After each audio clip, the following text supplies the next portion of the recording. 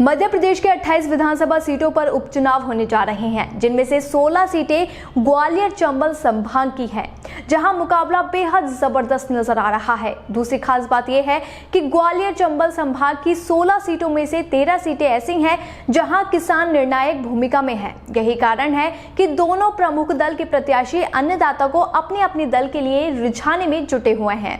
एक रिपोर्ट देखिए। मध्य प्रदेश में 28 सीटों पर 3 नवंबर को होने वाले उपचुनाव की तस्वीर साफ हो गई है।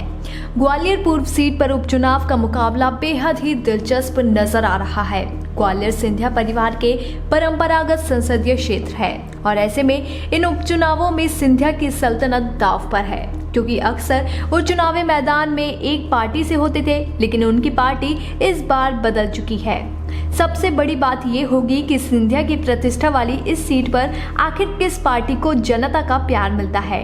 दरअसल 2018 के विधानसभा चुनाव में कांग्रेस पार्टी ने चुनाव जीतकर कमलनाथ की सरकार बनी।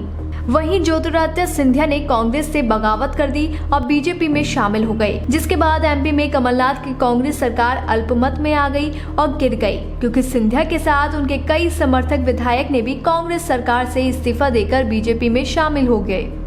ग्वालियर पूर्व सीट पर 2018 में कांग्रेस से मुन्ना लाल गोयल ने जीत दर्ज की थी, जिन्होंने कांग्रेस छोड़कर बीजेपी का दामन थाम लिया, जिसके बाद से ये सीट खाली है और अब इस सीट पर 3 नवंबर को मतदान होगा। पिछले चुनावों की अगर बात करें तो साल 2018 के विधानसभा चुनावों में कांग्रेस से मुन्ना लाल गोयल ने बीजेपी के सतीश सिकवार को 17,819 वोटों से हराया था। तब बसपा को इस सीट पर 5,000 वोट ही मिले थे। साल 2013 के विधानसभा चुनावों में बीजेपी की माया सिंह ने कांग्रेस के मुन्ना लाल गोयल को 1,147 वोटों से हराया था। तब बसपा को 17,000 वोट मिले थे। साल 2008 के विधानसभा चुनावों में बीजेपी के अनूप मिश्रा ने कांग्रेस के मुन्ना लाल गोयल को करीब 1500 वोटों से हराया था। तब बसपा को 14,900 वोट मिले थे। दूसरी बात यह है कि कृषि को लेकर इस बार काफी चर्चाएं हो रही हैं। 2018 के चुनाव में जहां कांग्रेस ने कर्ज माफी को पूरे जोर शोर से उठाया था, जिसका लाभ उन्हें इस अंचल में देखने को मिला था, और यही कारण है कि बीजेपी नए कृषि बिल को लेकर किसानों के बीच है और किसानों को लुभाने का प्रयास कर रही है। किसान सम्मान निधि को ही बीजेपी का एक बड़ा मुद्दा बताया जा रहा है।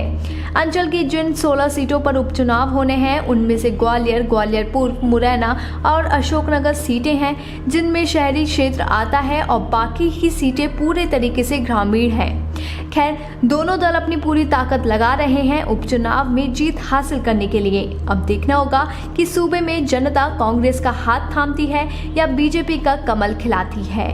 बीबीपीएन की रिपोर्ट। ताज़ा खबरों के लिए बने रहिए बीबीपीएन नेटवर्क के साथ, क्योंकि यहाँ आपको खबरें मिलेंगी नए भारत की। हमारे साथ बने रहने के लिए हमारे चैनल को सब्सक्राइब करें और शेयर करना बिल्कुल ना भूलें।